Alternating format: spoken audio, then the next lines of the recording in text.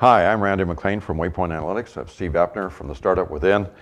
Steve has come out to visit us today, and we've been having some great discussions about really management techniques and the kinds of things that managers and executives can and should know and can put to use to gain advantages and to improve the jobs that they do in being responsible for and driving the performance of their business units. So, Steve, you've done this kind of work for a long time, and one of the things that I keep hearing is people are getting more and more interested in analytics.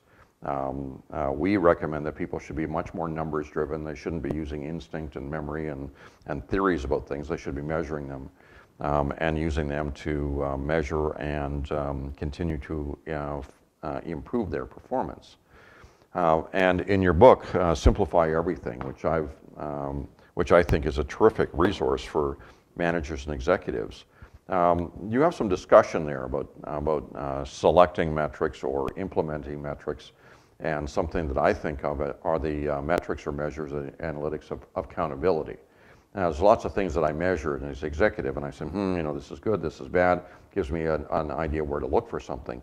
But if you want something to improve in a business unit or in some kind of segment of the business, you really need a good measure to find out where it is and how to make it better.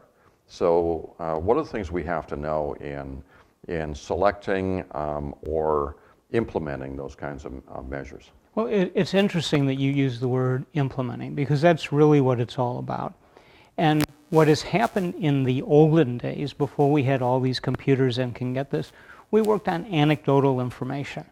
And it was really up to the head of the company to say, you're moving in the right direction or you're not. And they may have been right or they may have been wrong. And if they were wrong and you were doing everything you thought was right, you could get very frustrated. Today we have the ability to define metrics, to gather the information, to do the calculations, and we can do them accurately and we can do them in real time. Yes. That's really critical. But if you're going to make that work, there are a couple things that have to happen. First of all, you're usually working with a team. It might be the purchasing team, it could be the warehouse team, wherever it is. You need to figure out what are the metrics that will tell you as the business owner that they are doing the right things and moving in the right direction. That they're basically improving what they're doing rather than static. Correct. Yes. So you need to have a common understanding of what the metrics are, but even more importantly, you have to have a common agreement on how they're going to be calculated.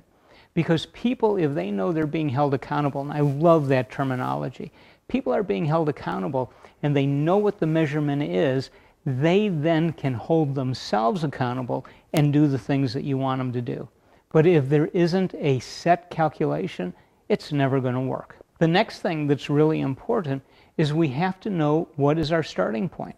So if we agree on what the metric is, we agree on how it's calculated, where are we today? Because we can't lay in plans to go from today to somewhere in the future until we have today. Yes. Now, the important thing is when we start looking at the future, we have to decide what our future state is going to be.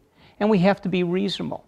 If you tell me we're going to go from 15 shipping errors per shift down to 0, and you're going to give me 1 month to do it, that's not reasonable. It's not going to happen. Don't set me up for failure. Right. So what we need to do is we need to negotiate and say, where can I get to, in what time frame, and what resources are you going to give me? Well, I love what you just said right a moment ago, so I want to repeat it. You said you don't want to set them up for failure, and in fact, you want to set someone up for success. Perfect. So it's really, really important to set goals that they're going to meet or exceed so they can feel good about it and will want to pursue other goals. So trying to force them into something that is a stretch can often be counterproductive. Well, it will be, because they're not going to work for you.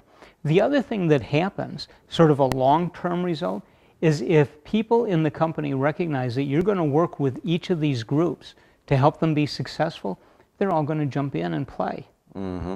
If you don't have that buy-in, just about anything you do is not going to work.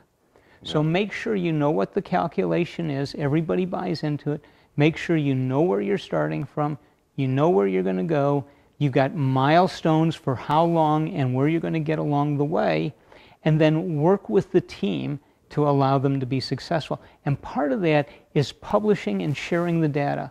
When you keep that a secret and I have no idea how I'm doing, I'm going to give up. Well, there's that, and then the other thing is if other people don't know how you're doing, then you're not as accountable for other people looking at your performance and knowing whether you're meeting expectations or not. That's absolutely true.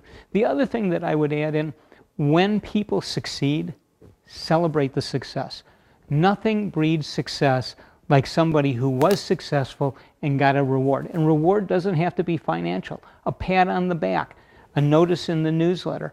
I went to one company, one of my clients, they had a monthly stone, a rock, that was given out for anybody who was nominated by their fellow employees for doing a special job. And even though it had zero financial value, it was something everybody strived for. They were all trying to have the stone for the month. So Correct. Yeah, that's absolutely fabulous. One other thing that you mentioned that I think is underappreciated, and that is a time component for accountability. If you just say, well, let's get it to 13%, nobody knows whether they succeed or not. They might, they might not be at 13%, but we've got all kinds of time to do it. But if it's 13% by the end of the year, then that matters, and that you can really tell matters. Objectively whether you passed or failed. And one of the good things about something just like that, let's say that you're starting at 10% and you want to go to 13, and you're giving yourselves 12 months.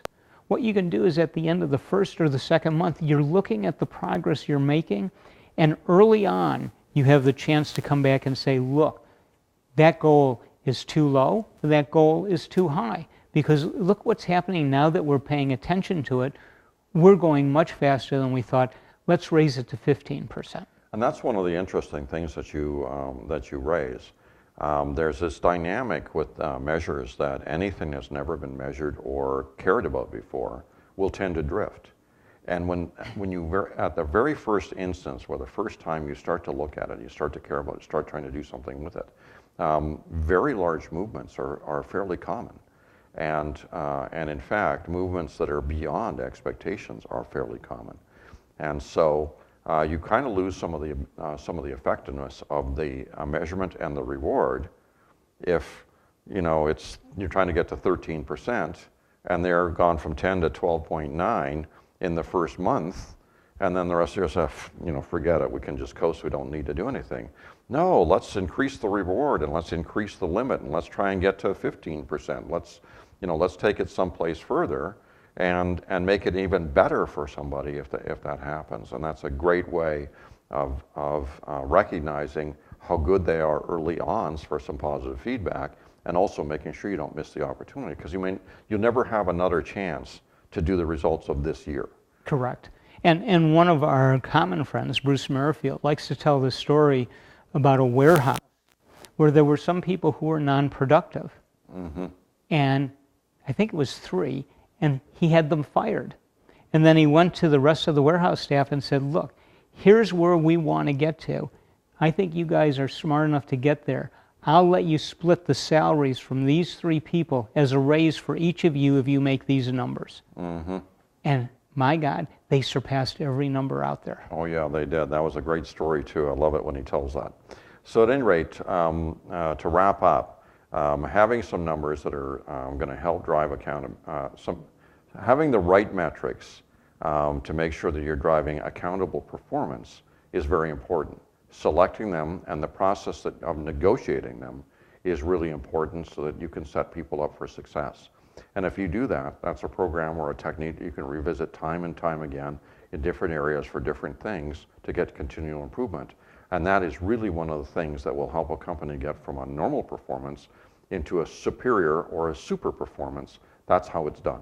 Correct. And the one thing I would say is everybody who's watching this video, consider watching another one that we have already done. I don't know which order you're watching them in, on how to select your metrics and making sure that there are 2 offsetting metrics so you don't accidentally do the wrong thing. Yeah, absolutely.